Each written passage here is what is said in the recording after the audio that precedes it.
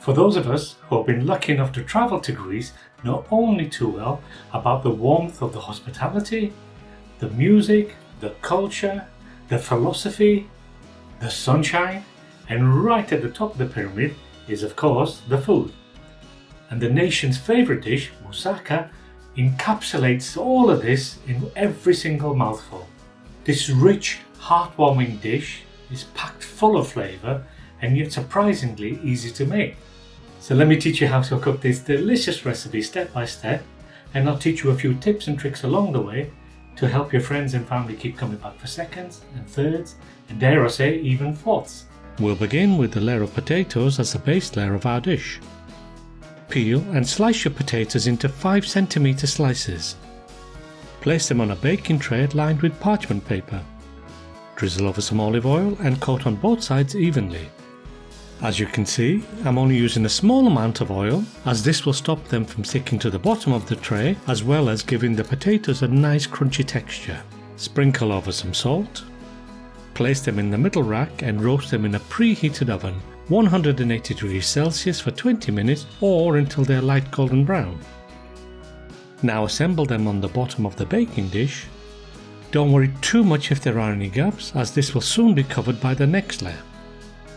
One of the 3 main ingredients of a moussaka is of course the aubergines, or eggplants for my American friends. Cut your aubergines lengthways into 5 cm slices and add them to a baking tray. Next, we're going to lightly brush with olive oil.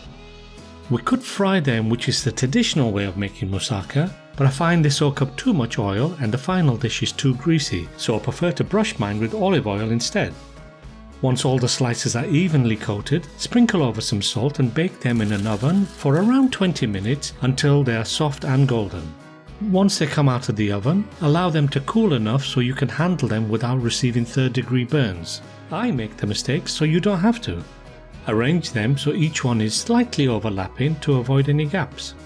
Using the back of the spatula, gently pat them down to even everything out. To cook the minced lamb, we're going to heat a large frying pan over a medium-high heat. Add a small amount of olive oil and bring up to temperature. Next, add your minced lamb.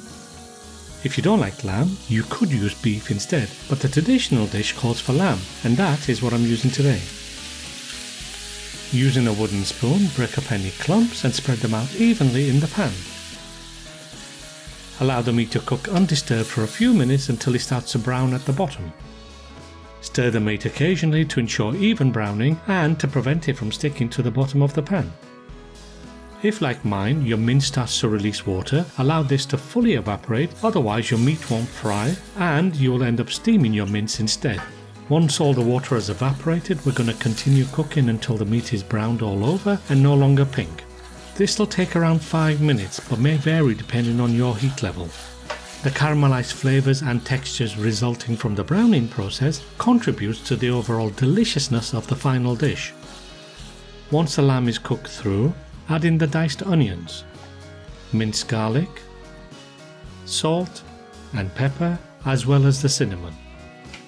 Saute them until the onions are translucent and fragrant.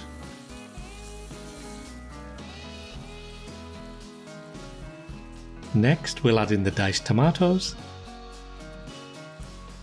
Stir everything together. Cover the pan and let it simmer for around 10 minutes, stirring occasionally to prevent everything from sticking to the bottom of the pan.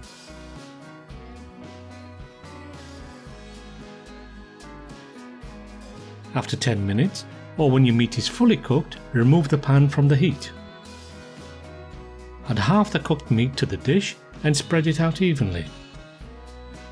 Once again, using the back of the spatula, gently pat everything down to ensure everything is even. Now add the next layer of aubergines. Again, as before, arrange the slices on top, making sure they overlap slightly to create a seal.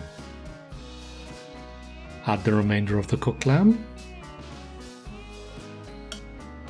Spread it out evenly and press down gently to create a compact even layer, allowing the flavours to meld together as they cook in the oven. Before adding the final ingredients, we're going to sprinkle over some chopped parsley. and a handful of grated cheese. The third and final main ingredient is of course the bechamel topping. As we're making a Greek and not a French style bechamel, we're going to use olive oil instead of butter. Bring your oil up to temperature and add the flour. Keep whisking for around 2 to 3 minutes until the mixture turns into a smooth golden paste. We call this a roux. Pour a small amount of milk and whisk until all the liquid has been fully absorbed into the roux. Keep adding the milk in gradually and whisk in until all the milk has been added. Add salt to taste, pepper and the nutmeg, and continue whisking until it thickens into a custard-like consistency and it can coat the back of a spoon. This should take around 5 minutes. Take off the heat and allow it to cool, whisking occasionally to release the steam. Add in the eggs. This makes the sauce creamier, improves the look and overall taste. Pour the sauce on top. Spread it out evenly so it covers everything in a thick, even layer. Place into a preheated oven at 190 degrees Celsius or 375 degrees Fahrenheit and let it cook for around 45 minutes or until the top is golden brown. And when it looks like this, your moussaka is done. And here it is, the final dish. And here goes.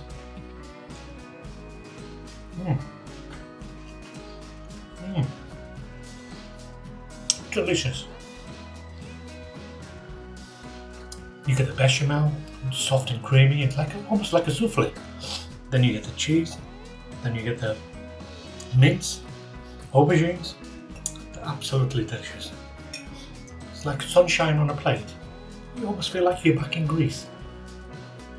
You have to try this for yourself. Let me know in the comments below how you get on. And if you've got any questions or suggestions for future videos, let me know. And if you haven't already done so, what are you waiting for? Subscribe. See you in the next video. And as my friends say in Greece, Kalioreski.